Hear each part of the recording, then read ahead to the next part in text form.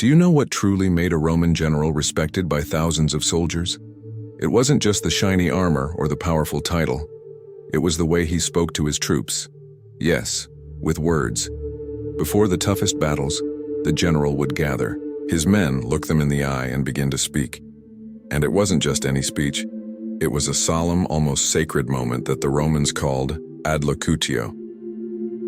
At that moment, everyone stopped. Complete silence. The general knew that from that point on, many of those soldiers' lives could end right there on the battlefield. So he had to ignite a flame inside them, something that would make fear vanish and remind them why they were there. But the ad locutio wasn't just to excite them. It had a bigger purpose, to show that the commander was in control, that he wasn't just someone giving orders from afar. He made a point of being present face to face with the soldiers. This created a strong connection. It was as if he were saying, "I'm with you. We go together." These words had a profound effect. A well-delivered speech given at the right moment could change everything. It could turn a tired and frightened group into a determined army ready to face the impossible. And mind you, not everyone knew how to do that. The best generals were almost like artists with words. They knew how to touch the soul of their men. Hold on a second. Before we continue, I need your help. YouTube only shows this video to more people if there's a lot of interaction. In other words, without your comment, this knowledge could be buried and never reach those who need it. If this content makes sense to you, comment 1. If you disagree, comment 0 and tell me why. I want to see at least 100 comments here so YouTube understands this topic needs to be spread. So go ahead and comment now. Be part of this mission to reveal the secrets of ancient Rome. Now let's continue. Remember the ad locutio I mentioned earlier? Well, it wasn't just about giving courage. In many cases, it decided whether the army would win or be crushed. And that's no exaggeration. Imagine a group of exhausted, fearful men far from home. Morale sinks. That's when the general steps in with a precise speech. Not to ramble, but to get each soldier back on track, remind them why they're there, and reignite the will to fight. These speeches prepared the emotional ground of the troops. It was like clearing their minds of fear and filling them with purpose. A good general knew that if he touched the heart of the soldier, the body would follow. Firm sword, raised shield, and eyes set on victory. That's when a true leader separated himself from just any boss, because a good speech could transform a hesitant army into a group willing to give their lives, not because of orders, but for something they believed in. And that, in practice, turned the tide of many battles in Rome's history.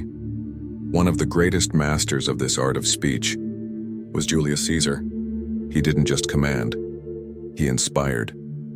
During the Gallic War, Caesar faced a challenge that didn't come from the enemy, but from within his own army: fear. Rumors spread that the Germanic tribes were far stronger, and this shook the soldiers' confidence. Many began to doubt whether it was even worth fighting. Caesar then did what few would have the courage to do. He gathered the troops and said firmly that even if no one else followed him, he would face the enemy with his loyal 10th Legion. That statement wasn't just bold, it was a test of loyalty and a jolt of energy. That direct and courageous speech was like a snap in the mind of every soldier. No one wanted to appear cowardly before such a fearless leader. The result? The hesitant legions lined up and followed Caesar, ready for battle. One speech, and everything changed. Now imagine this situation. General Germanicus, one of the most respected names in the empire, was in the middle of chaos. After Emperor Augustus died, part of his troops rebelled. Things got so bad they threatened to kill his wife and even his young son Caligula. It was the kind of crisis that could destroy everything. But Germanicus didn't shout or use force. He spoke from the heart. He stood before the soldiers, voice breaking, and asked that, at the very least, they spare his family. He said he would do whatever was needed for Rome, but they couldn't forget the honor, discipline, and responsibility of being Roman soldiers. That touched them deeply. The men saw not just a general, but a father, a human being. His tears broke the tension and reignited the soldiers' loyalty.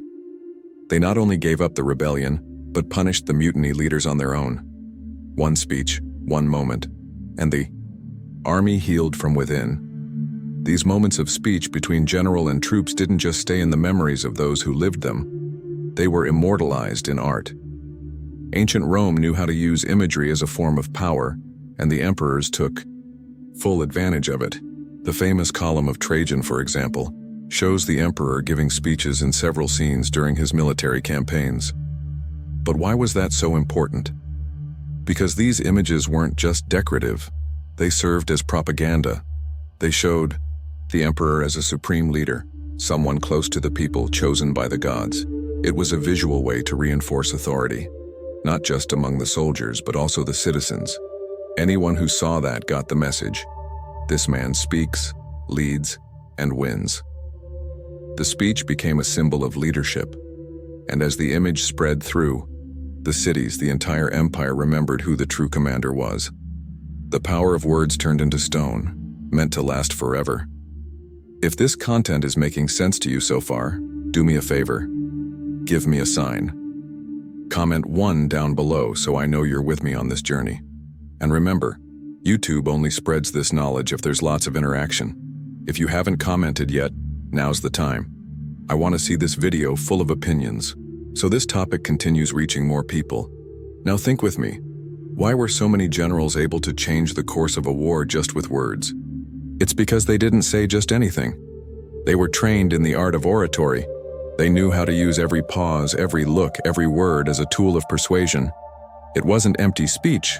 It was the building of emotion, trust, and purpose. When the general spoke well, the soldier didn't just obey. He believed. And when someone truly believes, they'll face whatever it takes. The Romans knew this.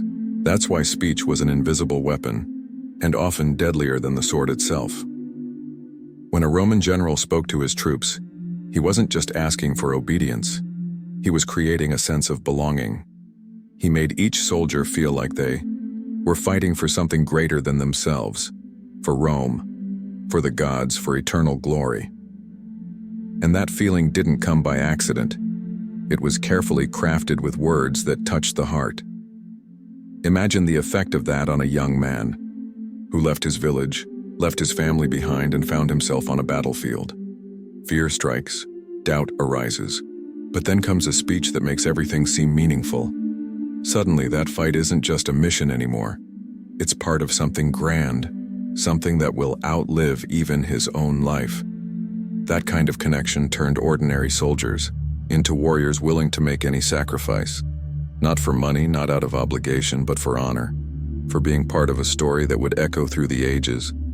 And that's exactly what Rome knew how to do better than anyone. But not everything was as noble as it seemed. Many generals knew the power those words had and used them for their own benefit. Behind all the speeches about honor, sacrifice, and Rome, there was often another motivation: power. The more victories, the more prestige. And the more soldiers died for him, the more political influence the commander gained in Rome. It was a dangerous game. The general would inflame the spirit of the troops, promise glory and eternity. But the one who truly reaped the rewards was him, alive, protected, and back in the city with his head held high. Meanwhile, many of those who believed his words lay buried far from home, and the people applauded, thinking it had all been for Rome. But it wasn't always. In many campaigns, the speech was used to mask personal ambition. And that's why understanding these words is so important. They carried power, but also manipulation. While the soldiers sweated, bled, and died in the trenches, many generals watched it all from afar in safety. Of course, there were exceptions, leaders who went to the front lines. But most of the time, those who preached courage and sacrifice weren't the ones facing real danger. This created a contradiction.